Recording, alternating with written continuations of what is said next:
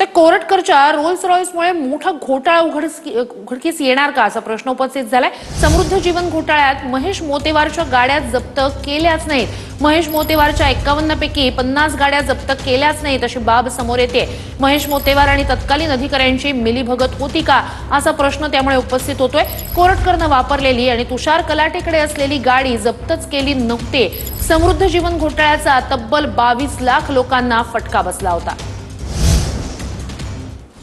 कोरटकरने वापरलेली Rolls Royce समृद्ध घोटाळ्यात जप्त केलेल्या मालमत्तेपैकी एक आहे।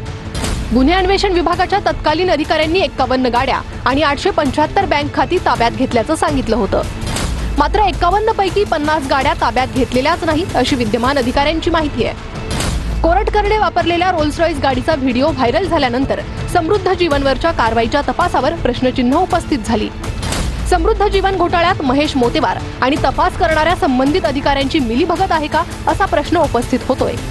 समृद्ध जीवन महेश मोतेवारची कंपनी होती। 2015 साली गुंतवणूकदारांच्या परताव्याबाबत अनियमितता केली होती।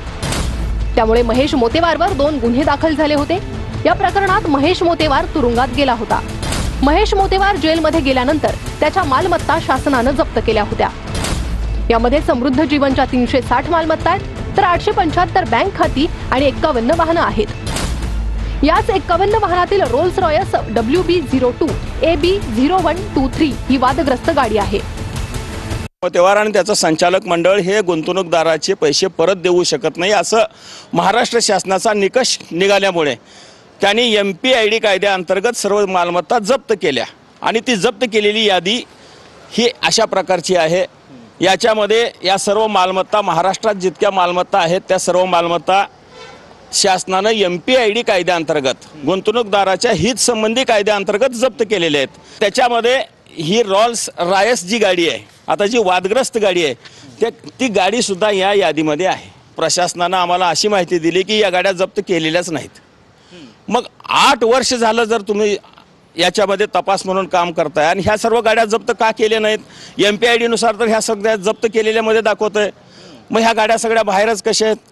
म्हणून त्यावेळेसचे तत्कालीन लिक्विडेटर जे कोणी होते त्यावेळेसचे तत्कालीन सक्षम प्राधिकारी ज्यांच्या ताब्यामध्ये ह्या सर्व मालमत्ता आहेत, ज्यांच्या निगराणीमध्ये आहेत, तत्कालीन सक्षम अधिकारी आणि तत्कालीन तपास अधिकारी यांची चौकशी होणं गरजेचं आहे। आणि त्याच अनुषंगाने आता आम्ही महाराष्ट्राचे मुख्यमंत्री जे गृहराज्यमंत्री सुद्धा आहेत यांच्याकडेही मागणी केलेली आहे की आपण याच्यामध्ये सखोल चौकशी करून या गुंतवणूकदाराला न्याय मिळवून द्यावा आणि याच्यामध्ये जे कोणी दोषी अधिकारी असतील त्या सर्व दोषी अधिकाऱ्यांची कारवाई करावी आणि ह्या सर्व गाड्या ह्या सर्व मालमत्ता तात्काळ जप्त करून याची विक्री करून सर्व गुंतवणूकदारांचे पैसे द्यावे यासाठीच आमचा हा लढा चालू आहे।